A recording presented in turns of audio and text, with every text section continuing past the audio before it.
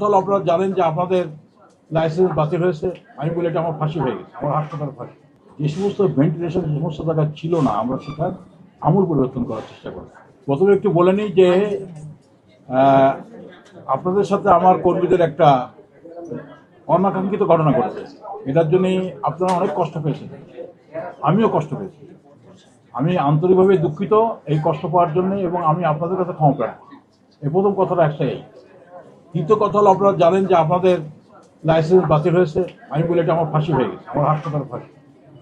Licence বাতিল হয়ে গেছে, এটাকে আমরা সম্মান জানাই। মন্ত্রী মহোদয় বলেছেন যে এটা দিয়ে আমরা বেসরকারি অন্য মেডিকেল কলেজকে আমরা শিক্ষা দিচ্ছি। আলহামদুলিল্লাহ, এটা যদি অন্য মেডিকেল কলেজ হাসপাতালগুলো শিক্ষা পায় আমি খুশি। আমার হাসপাতালকে শিক্ষা দিয়ে যদি অন্য মেডিকেল কলেজকে পরিবর্তন করা যায়, অন্য মেডিকেল কলেজ হাসপাতালকে পরিবর্তন করা যায়, সুখী। এটা নিয়ে আমার কোনো নেই, কোনো কষ্ট নেই, আমার কোনো কষ্ট নেই।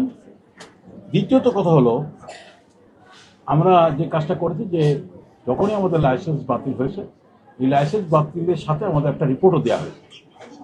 লাইসেন্স বাতিলের সাথে আমাদের একটা রিপোর্ট দিয়ে, এই রিপোর্টের ভিত্তি করে যে সমস্ত ভেন্টিলেশন যে সমস্ত জায়গা ছিল না, আমরা সেটার আমূল পরিবর্তন করার চেষ্টা করি।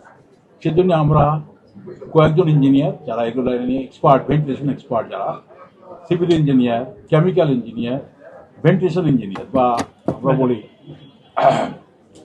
এইচব্যাক ইঞ্জিনিয়ার, বুয়েট থেকে পাশ করা লোক, তাদেরকে আমরা নিয়েছি, খুব সিনিয়র ইঞ্জিনিয়ার।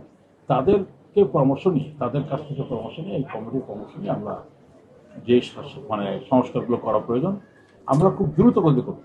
এর মধ্যে বাই দিস টাইমে আমাদের কয়েকটা ওয়ার্ড হয়ে গেছে। আমি তো বলতে চাচ্ছি, কিন্তু আপনাদের এখানে শব্দ হচ্ছে।